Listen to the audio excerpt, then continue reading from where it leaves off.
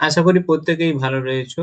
তোমাদের যারা বুকলেট 2026 সেশনে যে সমস্ত ছাত্রছাত্রীরা আইটিআই সেকেন্ড ইয়ার থেকে তোমরা অ্যাডমিশনের জন্য অ্যাপ্লাই করেছো, সেই সমস্ত ছাত্রছাত্রীদের বলছি তোমাদের মেধা তালিকা কিভাবে র্যাঙ্ক ক্যালকুলেশন হবে এবং তোমাদের এখানে কিভাবে তোমরা মেধা তালিকার জন্য সাবজেক্ট চুজ করবে এবং নাম্বার দেবে সে ব্যাপারে বিস্তারিতভাবে সম্পূর্ণ ভিডিওটি আমি উপস্থাপন করব।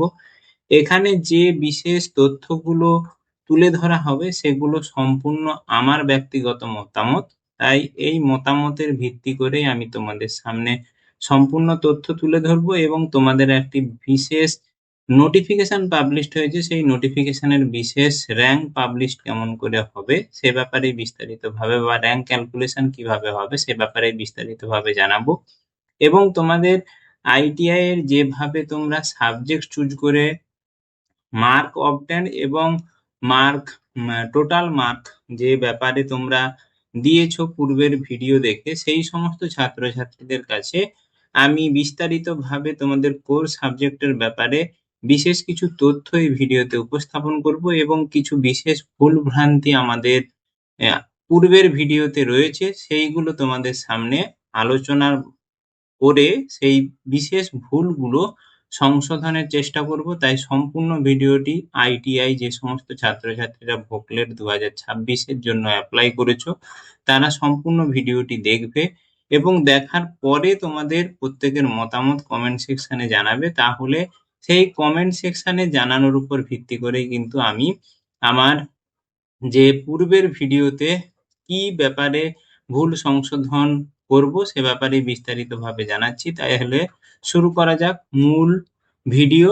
আমরা প্রথমেই তোমাদের অফিসিয়াল ওয়েবসাইটে চলে যাই। এই অফিসিয়াল ওয়েবসাইটে যে বিশেষ নোটিশটি পাবলিশড হয়েছে সেই নোটিশটি তোমাদের পাবলিশড হয়েছে 13 তারিখ, অর্থাৎ আগামীকাল তোমাদের পাবলিশড হয়েছে। সেখানে তোমাদের বলা রয়েছে এই নোটিফিকেশনে আইটিআই এর ছাত্রছাত্রীদের ক্ষেত্রে তোমাদের র্যাঙ্ক কিভাবে ক্যালকুলেশন হবে এবং সেই র্যাঙ্ক ক্যালকুলেশনের সঙ্গে সঙ্গে তোমাদের কোর সাবজেক্ট বা কোর্স সাবজেক্টটা কি সে ব্যাপারেও বিস্তারিতভাবে এখানে আমি বলবো। আগে তোমাদের নোটিশটা দেখে নেওয়া যাক। তোমাদের নোটিশে বলা রয়েছে merit list logic for second year. The merit list logic for applicant second year ET and engineering technology where educational qualification 10 plus 2 year ITI continuous. The logic of merit list should be 50% weightage on overall percentage and 50% weightage of subject course percentage. Select from the choice of the ITI course in the subject drop down list is given below.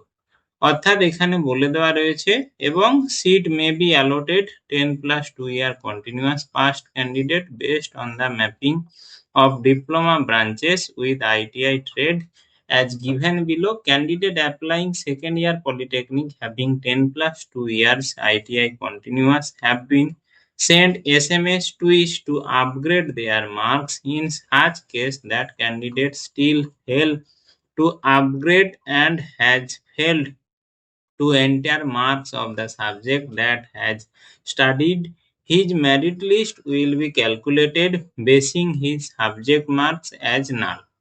এখানে এই যে তথ্যটা প্রথম অংশে বলা রয়েছে, এখানে মূলত বলা রয়েছে তোমাদের র্যাঙ্ক গণনা করা হবে বা মেরিট লিস্ট পাবলিশ করা হবে দুটো অপশানে, যেখানে টোটাল ওভারঅল কত পেয়েছো তার উপরে 50%, 100 নাম্বারের 50 নাম্বার ওখানের মধ্যে কত, আর বলা রয়েছে 50 নাম্বার বা 50% ওয়েটেজ অফ সাবজেক্ট বা কোর্স পার্সেন্টেজের উপরে।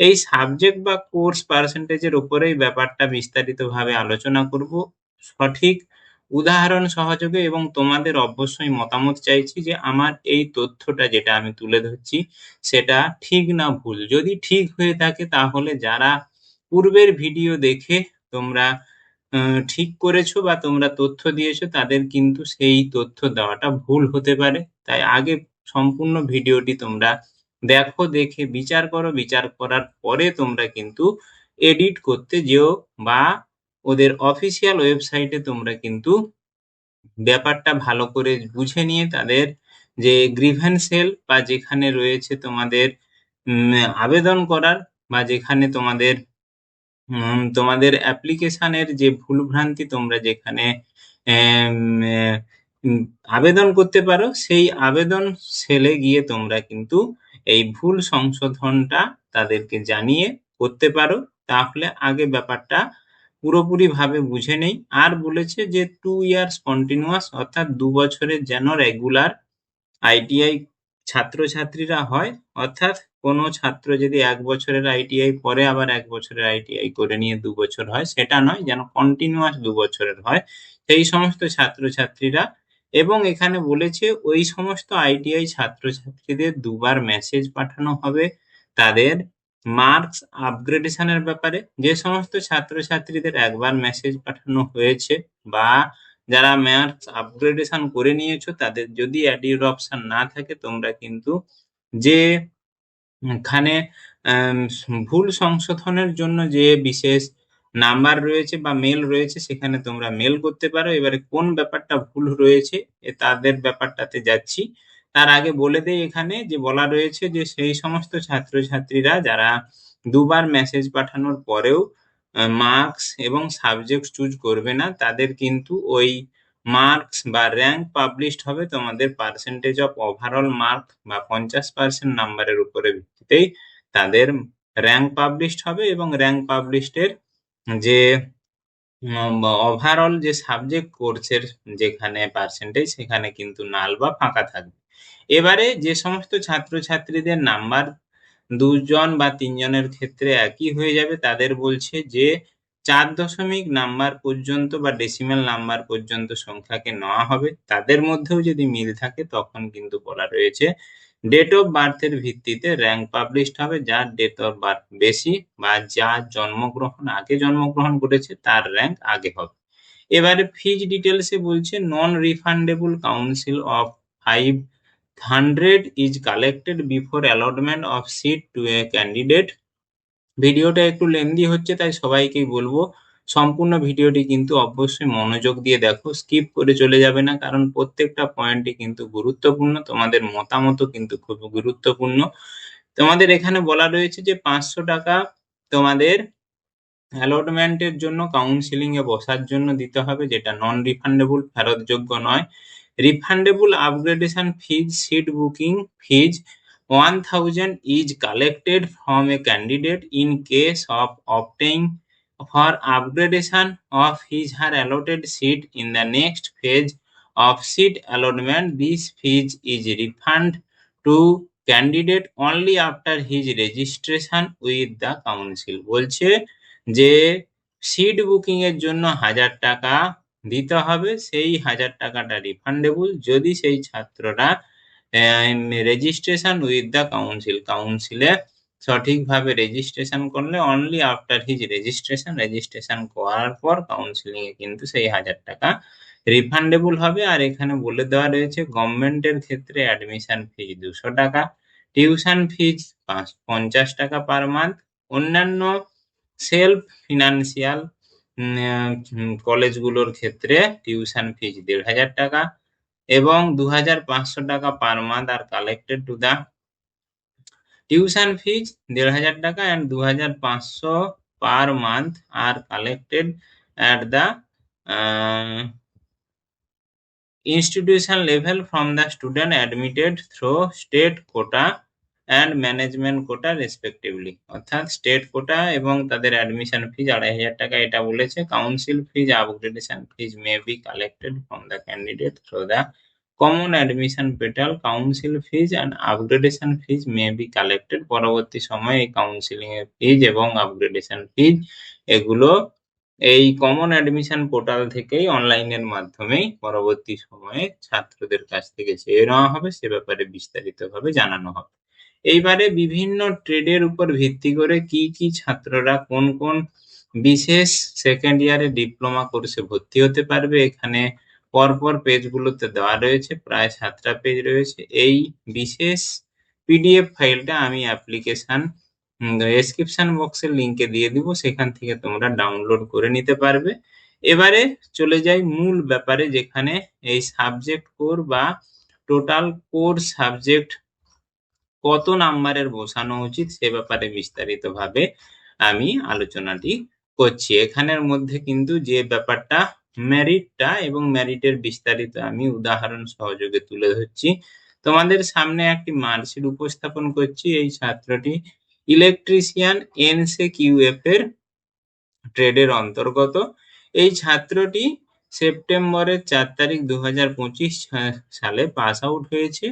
এই ছাত্রের ক্ষেত্রে টোটাল মার্ক 1200 এবং 973। এই টোটাল মার্ক 1200 973 প্রথমেই দেওয়া থাকবে বা প্রথমেই দিয়েছে, সেটা ঠিক রয়েছে। কিন্তু যখন এই সাবজেক্ট চুজের ব্যাপারে, তোমাদের কোর সাবজেক্টের ব্যাপারে বিস্তারিত ভাবে আমি তথ্য যখন ঘাটলাম, তখন বলা রয়েছে তোমাদের একটি বিশেষ নোটিশ পাবলিশড হয়েছে 2002 সালের সেপ্টেম্বর মাসে, যেখানে ministry of skill development and internship, director of general training, government of ইন্ডিয়ার পক্ষ থেকে এই স্কিল ডেভেলপমেন্ট ইন্টার্নশিপের পক্ষ থেকে সমস্ত আইটিআই এবং স্টেটের বিভিন্ন আইটিআই দের উদ্দেশ্যে জানানো হয়েছে। এখানে বলা রয়েছে যে যে 2 বছরের কোর্সের 2400 ঘন্টার কোর্স করা রয়েছে এবং এখানেই এই মূলত তথ্যগুলোতে দেওয়া রয়েছে, যেখান থেকে খুঁটিনাটি আমি জানতে পারলাম বা আমি যেটা পড়ে এখান থেকে বুঝতে পারলাম, তোমাদের কোর সাবজেক্ট গুলোর ক্ষেত্রে যে নাম্বারটা ক্যালকুলেট হবে সেটা হলো তোমাদের এই ফরমেটিভ অ্যাসেসমেন্টের 400 নাম্বার বাদ দিয়ে বাকি যে 3টে বিষয় রয়েছে, এমপ্লয়াবিলিটি স্কিল, ট্রেড প্র্যাকটিক্যাল এবং ট্রেড থিওরি, অর্থাৎ ট্রেড থিওরিতে 200, ট্রেড প্র্যাকটিক্যালে 500 এবং এমপ্লয়াবিলিটি স্কিলে 100। এই টোটাল 500 একে 600 2 800, এই হ্যাঁ 500 2 800, এই 800 নাম্বারের মধ্যে তোমরা কত পেয়েছো সেই টোটাল নাম্বারটা যোগ করে, এবং টোটাল নাম্বারের ঘরে 800 নাম্বার থাকবে এবং এই বিশেষ নাম্বারগুলো যোগ করলে, অর্থাৎ এই ছাত্রটির ক্ষেত্রে 82 420 এবং 96, এই টোটাল নাম্বারটা যোগ করে যে নাম্বারটা হবে, অর্থাৎ এখানে তোমার 502 এর সঙ্গে 96 598, এই টোটাল নাম্বারটা ওই ছাত্রের ক্ষেত্রে কিন্তু বসবে এবং টোটাল মার্কের ক্ষেত্রে তোমার 800 নাম্বার কিন্তু টোটাল কোর সাবজেক্ট বা কোর সাবজেক্টের জন্য উপযুক্ত।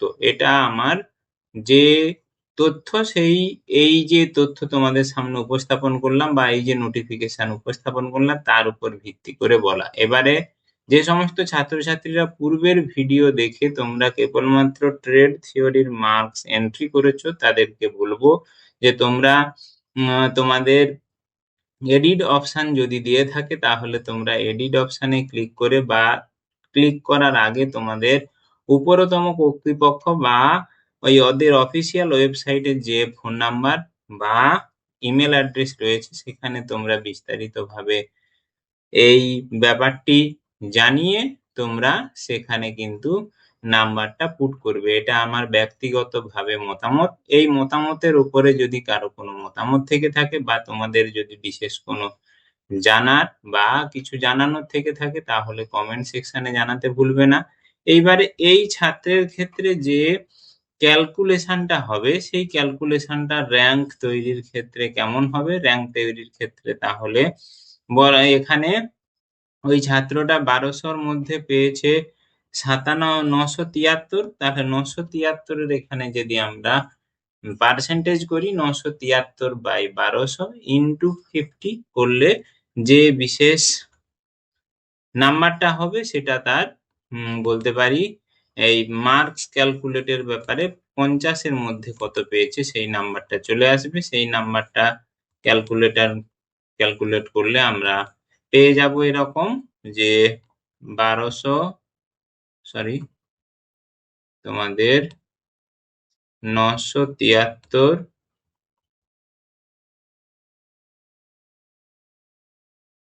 ভাজিতক 1200 ইন্টু 50% ইকুয়াল টু হয়ে গেল ওই ছাত্রটির ক্ষেত্রে